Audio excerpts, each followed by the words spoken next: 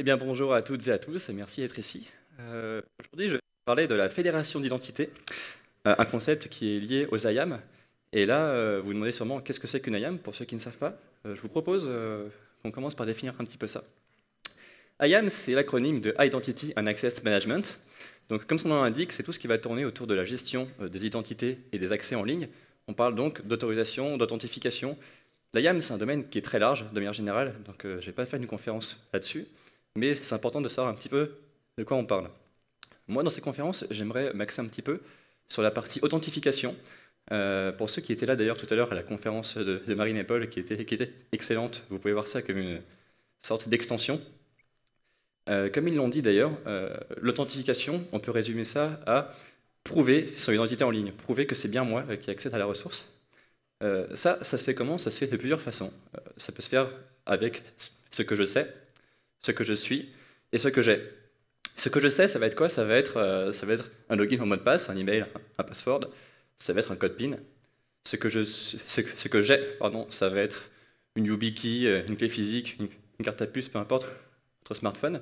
Et ce que je suis, c'est tout ce qui va toucher au biométrique, empreinte digitale, Face ID, tout ça. Ceci étant dit, maintenant que j'ai un petit peu introduit les IAM, je vais pouvoir me présenter. Moi, je m'appelle Sébastien Ferrer, je suis ingénieur logiciel chez OVH Cloud. J'ai justement travaillé dans l'équipe IAM d'OVH Cloud, qui est en charge de l'IAM de l'entreprise. Comme je l'ai dit, donc, parlons un petit peu authentification.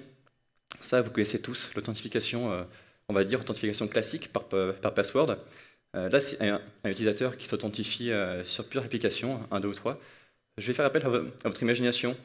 Ces applications-là, ça peut être votre site de musique préféré, ça peut être votre jeu vidéo préféré, peu importe. J'attire votre attention sur le fait qu'on a trois cartes d'identité de trois couleurs différentes. Ce que j'essaie d'illustrer par là, c'est le fait que même si c'est la même personne qui s'authentifie, on parlera de trois identités différentes parce qu'on a trois applications, trois gestions d'identité, trois identités différentes. Ça marche bien, il n'y a aucun problème avec ça. J'aimerais porter votre attention sur les limitations qu'il y a autour de ça. Donc on parlera d'expérience utilisateur parce que même si c'est pratique, parfois on aimerait bien ne pas toujours créer un compte partout où on va. Et encore plus quand on est en entreprise. En entreprise, tous les logiciels sont au sein d'un même écosystème, celui de votre entreprise justement. On n'a pas forcément envie de s'authentifier à chaque fois, on aimerait bien être authentifié une seule fois. D'ailleurs, c'est ça qu'on appelle le fameux SSO, le Single Sign-On. On est authentifié une seule fois pour tous les logiciels du même écosystème.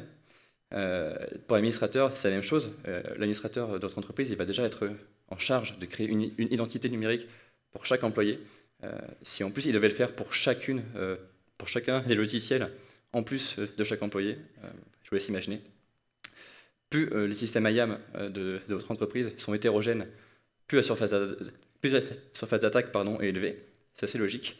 Et quand on parle d'implémenter des fonctionnalités de la sécurité comme l'authentification multifacteur par exemple, ça veut dire qu'il faut les mettre en place pour chacun des logiciels. Le point commun de toutes ces limitations ici, c'est le fait que ce n'est pas centralisé justement, on a un système d'authentification et une identité par application. Dans le système de la fédération d'identité, on aura une entité centrale qu'on appelle le fournisseur d'identité ou l'identity provider en anglais, c'est plus les termes anglais qu'on entendra en général. L'utilisateur, maintenant, lui, il ne s'authentifie plus au sein des applications, il s'authentifie uniquement sur l'identity provider, et c'est l'identity provider qui sera en charge de redescendre l'identité au sein des applications. La moitié du budget est passé dans cette animation, j'espère que vous appréciez. Et donc, c'est ça qu'on appelle la fédération d'identité. Les identités ici, ce ne sont plus des identités qui sont en charge des applications, en charge par les applications, elles sont déléguées. Les applications ont délégué leur gestion d'identité et elles ont délégué leurs identités. C'est cette délégation qu'on appelle la fédération d'identité. Dans le jargon de la fédération d'identité, d'ailleurs, les applications, on appellera ça souvent des service providers, pour faire la dualité avec identity provider qui fournit les identités et service provider qui fournit les services. Quelques exemples. Donc là, je parlé tout à l'heure du SSO. Dans le SSO, donc en entreprise, l'identity provider, ce sera souvent l'Active Directory, qui est l'IDP majoritaire dans ces cas-là. Là, vous aurez accès à tous les logiciels de votre entreprise. C'est pareil pour ce qu'on appelle les logins sociaux. Ici, par exemple, Google, qui est très souvent utilisé. Là, j'ai mis des exemples très courants comme Slack, Spotify, Epic Games, des applications sur lesquelles vous pouvez vous créer un compte directement et vous authentifier directement dessus, mais elles proposent également de la fédération. Vous pouvez également vous créer un compte Spotify sans avoir à créer une identité propre à Spotify. Et c'est comme ça que fonctionne France Connect. Alors maintenant, je vais vous proposer qu'on fasse un petit point rapide. Authentification classique. Vous accédez à votre application, vous authentifiez dessus, vous avez l'accès. Authentification par fédération. Sur l'application, vous n'aurez plus une mire de login directement sur l'application. La mire de login sera sur l'identity provider par lequel vous serez redirigé, généralement par un bouton. Et c'est après que vous aurez accès à votre application. Alors là, c'est un schéma qui est très simplifié, hein, parce que là, c'est pas on s'authentifie et on est redirigé, boum, c'est magique. Non, non, il y a des protocoles derrière. Et justement, j'aimerais qu'on parle un petit peu de ces protocoles. Il y en a deux sur le marché qui sont majoritairement utilisés, qui sont SAML et OIDC. Je vais parler un peu plus de SAML, déjà parce que c'est celui qui est le plus utilisé dans les SSO entreprises, principalement pour des raisons historiques, et aussi parce que je trouve que c'est le plus intéressant pour parler de fédération. SAML, qui est là, ça se passe exactement de la même façon aussi pour les logins sociaux. SAML, donc, je disais, c'est l'acronyme de Security Assertion Markup Language. C'est un protocole qui fonctionne comme tous les protocoles de communication à base de requêtes et de réponses. Vous, via le navigateur, vous allez demander un accès à la ressource et vous n'allez pas vous authentifier directement sur cette ressource. Cette ressource va plutôt demander hey, Identity Provider, c'est à toi que j'ai les identités. Est-ce que ce mec, je le connais? Bah attends, je vais lui demander. Et là, c'est ça, l'Identity Provider, que vous faites l'authentification. C'est la fameuse mire de login que j'ai montrée tout à l'heure. Vous authentifiez, ça marche bien. Et vous avez l'accès. Et vous pouvez ensuite vous connecter aux endroits que vous voulez. Les échanges se font principalement en XML, enfin, se font que en XML d'ailleurs, c'est du SAML, c'est du XML. Donc on a des requêtes et des réponses. En SAML, l'information principale de la réponse, elle s'appelle l'assertion. C'est pour ça qu'on parle généralement de requête et assertion. Et dans l'assertion, on a le fait que l'utilisateur ça soit bien authentifié. Et on a aussi ce qu'on appelle des claims, qui sont les données qui sont envoyées. Qu'est-ce qu'on renvoie comme information exactement? Et ça permet d'avoir votre identité au sein du service provider. Ça, c'est super. Comme je l'ai dit tout à l'heure, très important, il y a beaucoup de flèches ici. C'est normal, c'est parce qu'en fait, le service provider et l'identity provider ne communiquent jamais directement ensemble. Là, vous pouvez voir que ça passe systématiquement par navigateur, et ça, c'est un point qui est très important en SAML. Le navigateur se chargera toujours de forward les requêtes et les réponses. Alors, comment ça marche aussi? Parce que le service provider, lui, vous remarquez qu'il doit demander au service provider, à l'identity provider, est-ce que je le connais? Comment il sait à qui il doit se référer? Et comment l'identity provider sait à qui il envoie ses réponses? Ça se configure. On fait ce qu'on appelle l'établissement de la confiance. Le trust, en fait, en SAML, ça se passe comme dans beaucoup d'autres choses. Ça va être une opération généralement manuelle. Côté Identity Provider et Service Provider, de chaque côté, on aura des informations. Il y en a plein. Les principales sont les issuers qui sont globalement leur ID, et ils ont chacun des endpoints. Côté Identity Provider, on appellera ça la sign-in URL, c'est l'endpoint qui est en charge de consommer les requêtes. Et le service provider, lui, il aura un endpoint en charge de consommer les réponses, consommer les assertions, d'où son nom, qui s'appelle l'ACS URL, Assertion Consumer Service. Requêtes comme réponses peuvent être signées. C'est assez rarement le cas en SAML pour les requêtes, mais c'est obligatoire pour les assertions. Donc, qui dit signature dit clé publique, clé privée, clé publique qui est contenue dans le certificat et qui est aussi fournie. Ce que fera l'administrateur, en fait, qui s'occupera de l'IAM de votre entreprise, c'est qu'il va prendre des fichiers qu'on appelle des fichiers de métadonnées qui sont proposés par SAML, et il va les échanger. Ça, c'était l'autre moitié du budget. On va, côté Identity Provider, on donnera les fichiers métadonnées de tous les service providers qu'on trust, parce qu'on ne laisse pas n'importe qui nous demander de poser des questions. Et côté service provider, on donne le fichier métadonnées de l'identity provider auquel on délègue ses identités. Maintenant, j'aimerais, après un court instant, faire un petit point historique. Je vous ai dit tout à l'heure que SAML, ce n'est pas le seul protocole qui est utilisé, c'est celui qui est majoritairement utilisé en entreprise, mais dans ce qu'on appelle les logins sociaux, c'est OIDC qui est utilisé. Pourquoi on a eu un deuxième protocole? Historique. SAML 1.0 2002, 3 ans plus tard, SAML 2.0, et c'est actuellement la dernière version majeure. Donc c'est un protocole qui n'est pas d'hier, comme le laisse entendre le fait qu'on communique par XML.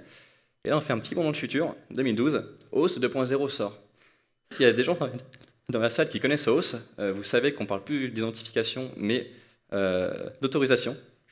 Et là, vous me dire, ouais, je suis venu voir une conférence sur la fédération d'identité, qu'est-ce que tu viens me parler d'authentification, d'autorisation, pardon. Et il y a justement une logique pour ça.